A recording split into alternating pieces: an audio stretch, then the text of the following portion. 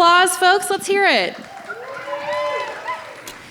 I've written out a few questions for you. I just wanted to kick it off with a pretty broad one about Appalachia. How did Appalachia's cultural and regional landscape impact filmmaking? This was like a huge movie, like a nearly 2-hour feature. What was it like making that in like rural Virginia? It was hard. I mean, I like movies that take place in like places that aren't your typical, like Appalachia or a small town or rural. But we shot in Virginia pretty close to Dulles Airport, so it was easy to get people in and out, and that was kind of the plan. But we had a couple of days where we drove out to like the trail, like shot a couple scenes with them on the trail. But yeah, it was always written to be in West Virginia and Western Virginia. And I have a question. Feel free to shoot this down. But a little birdie backstage told me that the first draft of this film did not have a monster like this in it. Can you tell me about that? First draft was a drama, and the whole vampire character was supposed to be like an archetype, like the vampire archetype. And then like 40 pages in, I was like, we'll just make her a fucking vampire. So I went back and I like deleted the entire draft and just started from scratch, like making it more of like a horror thriller. But originally it was a drama, and then we kind of took that like drama element and ran with it in the actual production. But it ended up being like a thriller at the end of the day. Nice. Do you all want to speak to any of your experiences making this thriller? Used to be a drama, now it's a thriller. We're in Virginia, maybe we're in West Virginia in the movie. Talk about it. I love that it was in like a small town. I'm from a small town in Virginia, so like it worked well for me. And I think less is more, and you should apply that to everything you do as filmmakers or storytellers, period. So embracing on like the quality over quantity was a huge, not deal, but like a huge focus for me. And I think it kind of showed off here. So I'm very happy about it, yeah. Awesome. I thought it was great. I think it also it felt like a small town. My granddad is from Clifton Forge, Virginia, and I was like, oh yeah, this feels like Clifton Forge, Virginia, but with vampires, which makes sense if you've ever been to Clifton Forge, Virginia. There's some shit going on there. Have you all loved horror, or is any of you new to horror? Have you always liked this kind of film? No. Tell me about it. Tell me, how did you get into this? I felt really lucky that that West and Cory trusted me with the role, and Amy Gossels, who's our really brilliant casting director. No, I'm not generally a horror fan. In fact, I have a hard time sitting through most horror films. And this was my first time seeing the film, actually. Shut up. Yeah. Are you serious? Yeah. Wait, guys, yeah. That's a round of applause. Come on. And so I think it's a real testament to what these two have produced, and also what West wrote and directed, that it was my kind of movie. So that was pretty great. But yeah, usually I'm not a horror fan. Marlowe's character was like the hardest one to cast, by the way. Can you say more about that? Yeah, Marlowe's character was the hardest one to cast because she was supposed to be funny, and so we were trying to cast somebody that was local, So we had to bring her in special from New York. So we broadened her horizons just to bring Marlowe in because we loved her so much. But yeah, that's pretty much what happened. That's amazing. Oh, shucks. I'll open it up to our festival director, Jeffrey Bogus, to ask y'all some more questions. Hey, West. Yeah. So we talked a little bit about this before the screening, but I just wanted to ask again, why a small town? Why do you think this narrative, why is it imperative that it's a small town that this story happens in? I don't think it's imperative as much as it's more interesting. Like small town people are more interesting.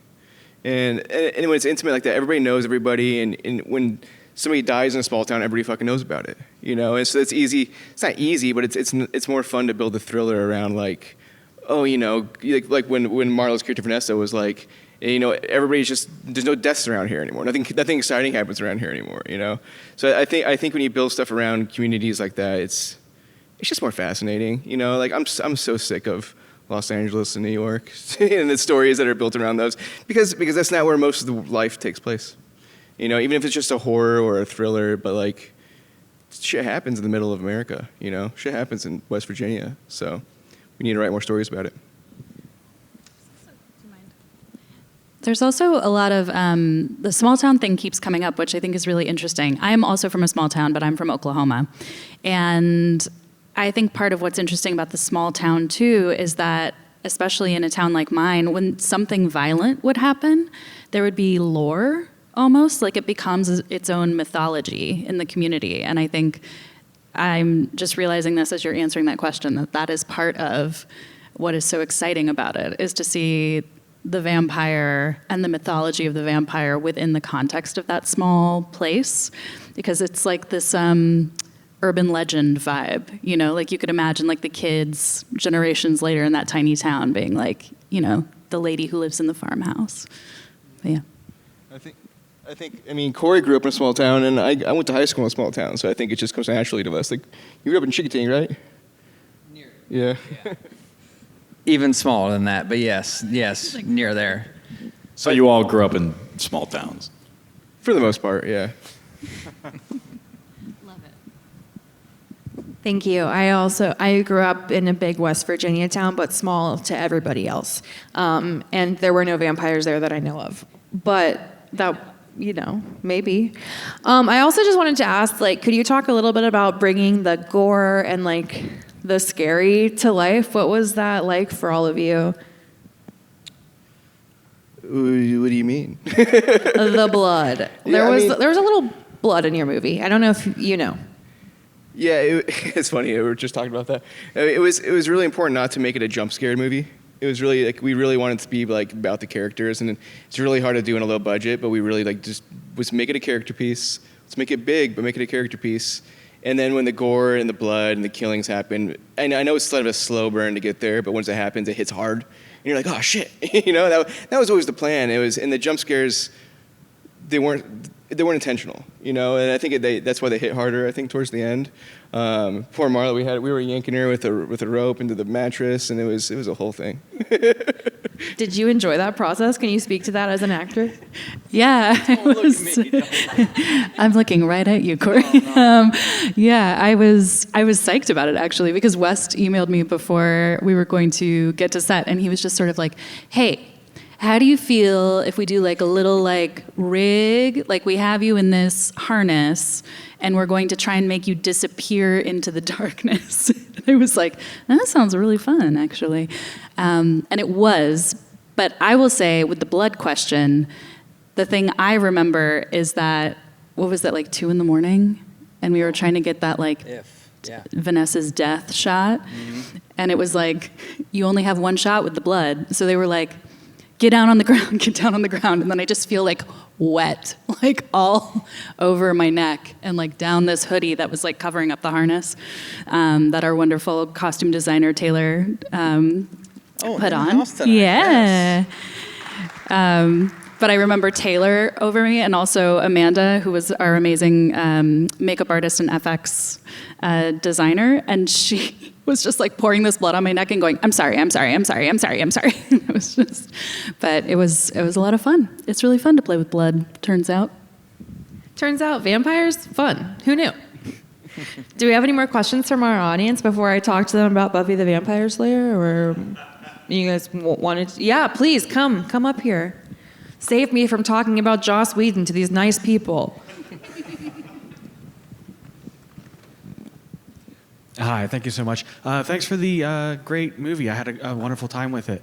So this is in particular for you, Marlowe. Your character had a chemistry and like a very fun charm. And did you bring that to the screen or to the day, or was that written? Like, how much freedom to improvise did you have? And can you talk about like on the day that process? Thank you for the question. I think this role was a really, really fun one for me to get to play, because West wrote something that was so unique that when I read it, I instantly was very energized by it, because I recognized her as like small town, like semi-goth, you know, would-be detective. And I remember when I got it, I was actually at a really low point with acting. Like, there had been nothing for a very long time. And I got this audition out of the blue, and they were like, you know, can you read for this? And when I got it, I remember just being like, screw it. Like, I'm going to eat a bowl of oatmeal while I do this take and, like, send it in, because who cares, you know? Just have fun. And it was the most fun I've ever had on an audition.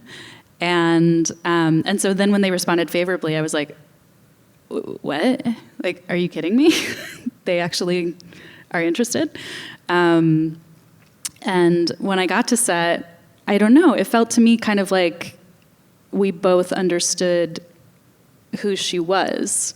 I read it in your script. I don't know how you feel about it, but I saw those things in her, but I don't know. What were you thinking?